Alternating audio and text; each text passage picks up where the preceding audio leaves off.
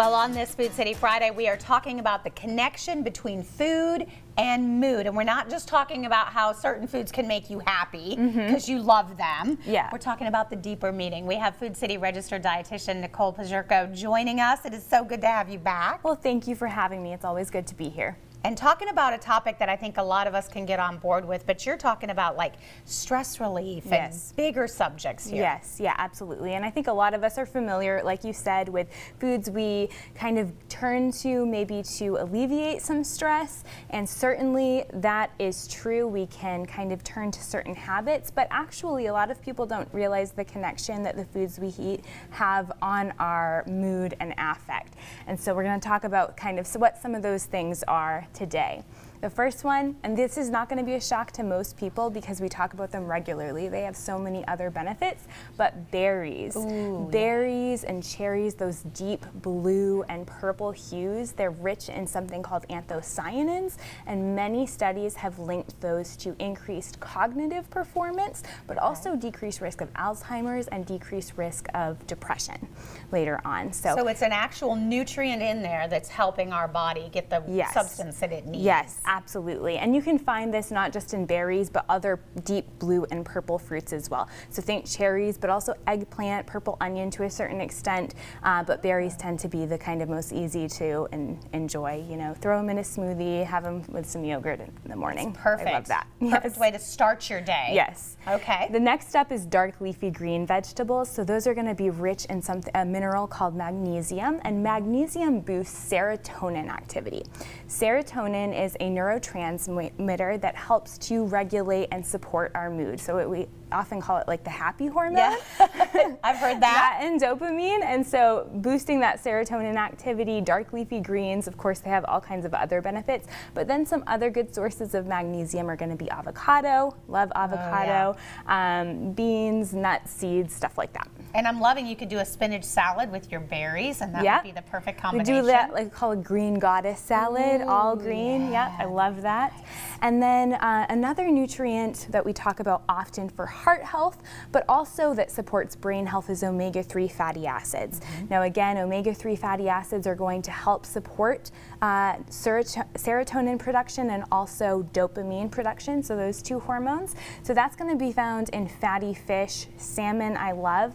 I've spotlighted it here in one of our dish in a dash recipes. That looks delicious. It's a sweet and savory salmon with a Thai chili sauce. I've used our Full Circle Market Thai chili sauce, so super easy. Just pop it in the oven for like 15 minutes. What's all in there? We've got the avocado again, so we've got a mix and match of things. We've also got some whole grains, and then edamame are going to be another rich source of fiber and protein. Oh, that looks delicious. It is. Okay, and that's on the website. We're going to give you that coming up here in just a little bit. That's a dish in a dash recipe. And then all lean proteins. So I spotlighted turkey because we tend to think of this at Thanksgiving time, but it's going to be rich in an amino acid called tryptophan. So you often hear about that. But again, that helps, it's a precursor to serotonin actually. And so all protein sources, animal proteins, are going to be rich sources, but lean turkey is one that it tends to be especially rich. And you can substitute your turkey for the ground beef. A little bit of ground beef, you can do the fish, seafood, and it's also going to contain zinc, which some studies have linked to positive effect as well. Oh, nice. Okay, and then here on the end, I like that. This is going to be everyone's favorite, I think. Dark chocolate. Dark chocolate contains not only caffeine, which can help kind of increase focus and attention, but also flavonoids, which can help boost mood and enhance feelings of well-being. And so dark chocolate, specifically 70% or higher. And then I have featured it here. I use Lily's dark chocolate baking chips, which have no added sugar. Okay. And then featuring it with some almonds, nuts, and seeds. Again, they're going to have some of that zinc, the protein that we talked about, some of the other good things that we want to use to enhance mood, and then some cherries as well. So you just made your own little chocolate bars there? Yes, yep. You just pop it in the microwave in a microwave-safe bowl, and like in 30-second intervals, you can melt it and then add whatever you like.